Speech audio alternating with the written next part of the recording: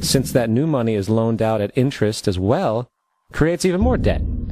The end result of this system without fail is slavery, for it is impossible for the government and thus the public to ever come out of the self-generating debt. In 1910, a secret meeting was held at a J.P. Morgan estate on Jekyll Island off the coast of Georgia. It was there that the central banking bill called the Federal Reserve Act was written.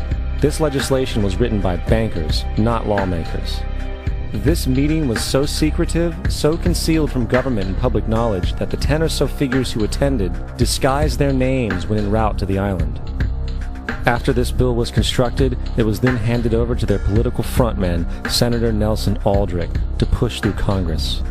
And in 1913, with heavy political sponsorship by the bankers, Woodrow Wilson became president, having already agreed to sign the Federal Reserve Act in exchange for campaign support. And 2 days before Christmas, when most of Congress was at home with their families, the Federal Reserve Act was voted in, and Wilson in turn made it law. Certainly, over the course of its history, the Federal Reserve has caused a lot of problems. For example, right after it was created, it caused the Great Depression. And on Thursday, October 24th, Black Thursday, collective insanity put in an appearance. In just a few hours, 13 million stocks were suddenly dumped on the market by panic-stricken shareholders who didn't even know at what price they'd sold their shares. After 3 years of intense speculation, Wall Street crashed. And no one was in a position to decide to close the stock market. The president of Wall Street was on vacation in Hawaii.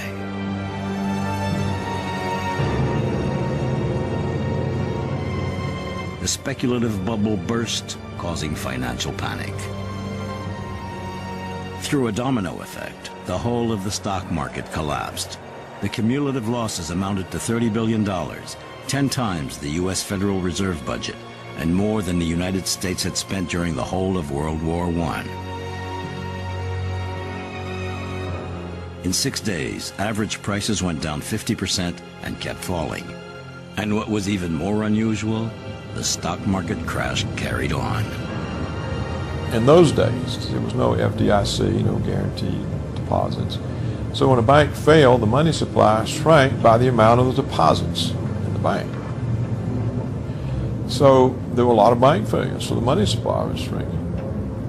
And the Federal Reserve did take expansionary actions. They just never took them enough to offset the shrinkage. Well, if the supply of money shrinks, you can't maintain the same level of purchases and employment.